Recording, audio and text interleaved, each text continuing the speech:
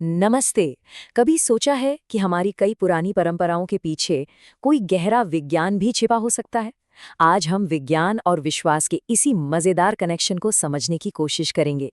देखते हैं कि कैसे हजारों साल पुराने रहस्य आज की मॉडर्न साइंस की कसौटी पर भी एकदम खरे उतरते हैं। अक्सर ये सवाल उठता है कि सदियों से जो परंपराएं चली आ रही हैं, क्या वो सिर्फ पुरानी बातें हैं, अंधविश्वास है, जिनका आज की दुनिया में कोई मतलब नहीं?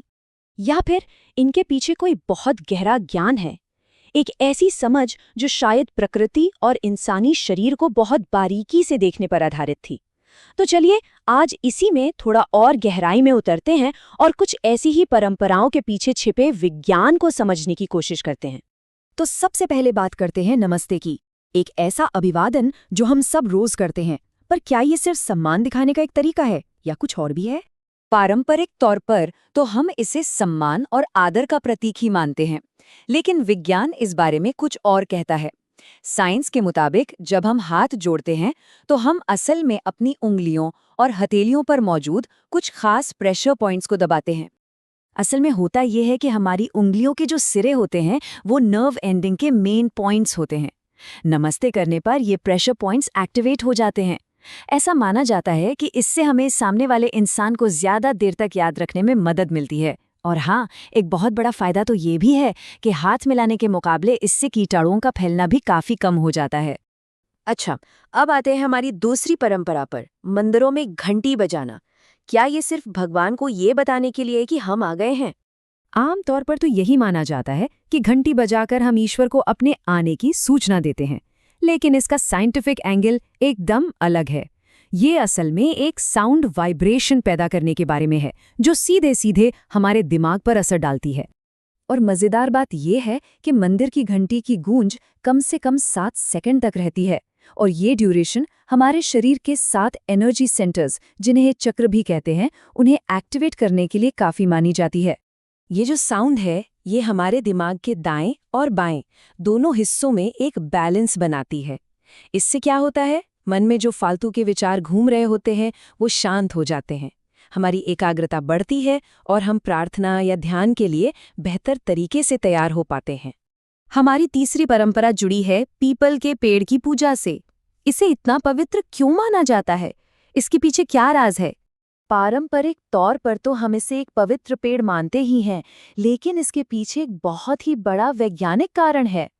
पीपल का पेड़ उन कुछ खास पेड़ों में से एक है जो दिन में ही नहीं बल्कि रात में भी ऑक्सीजन छोड़ता है। होता क्या है कि ज्यादातर पेड़ पौधे रात में कार्बन डाइऑक्साइड छोड़ते हैं, लेकिन पीपल क्रैसुलेशन एसिड मेटाबॉलिज्म नाम की एक खास प्रक्रिया के जरिए रात में भी ऑक्सीजन बनाता है। हो सकता है हमारे पूर्वज इस साइंटिफिक प्रोसेस का नाम न जानते हों, लेकिन वो इसके फायदों को जरूर समझते थे। आइए अब चौथी परंपरा को देखते हैं, माथे पर तिलक या चंदन लगाना। ये सिर्फ एक धार्मिक चिन्ह से कहीं ज्यादा है। तिलक को अक्सर भक्ति और आशीर्वाद का प्रतीक माना जाता है। वैज्ञानिक रूप से देखें तो तिलक ठीक हमारी दोनों भौहों के बीच में लगाया जाता है।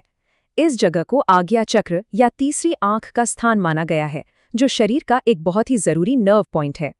ऐसा माना जाता है कि इस पॉइंट पर चंदन या कुमकुम लगाने से शरीर की ऊर्जा का लॉस रुकता है। चंदन का लेप तो वैसे भी हमारे दिमाग की नसों को ठंडा रखता है, सरदर्द से बचाता है, और इससे हमारी एकाग्रता यानी कॉन्सेंट्रेशन भी बढ़ती है। और आखिर में हमारी 5वीं परंपरा है सूर्य नमस्कार।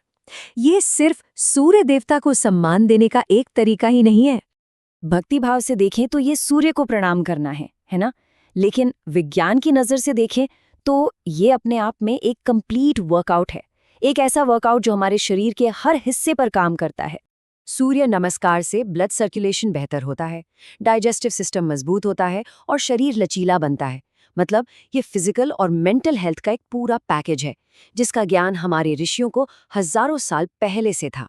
तो इन सभी उदाहरणों को देखने के बाद हम किस नतीजे पे पहुंचते हैं? आखिर इन सदियों पुरानी प्रथाओं के पीछे है क्या? जवाब बहुत सीधा है, गहरा अवलोकन। हमारे पूर्वजों ने प्रकृति और मानव शरीर को बहुत करीब से देखा और समझा। उनकी परंपराएं सिर्फ मान्यताएं नहीं थीं, बल्कि एक हेल्दी और बैलेंस्ड जिंदगी जीने का एक साइंटिफिक तरीका था। तो शायद हम ये कह सकते हैं कि विज्ञान आज वो भाषा बन रहा है जिसके जरिए हम अपने ही प्राचीन ज्ञान को एक बार फिर से समझ रहे हैं, फिर से खोज रहे हैं। ये वाकई एक सोचने वाली बात है ना?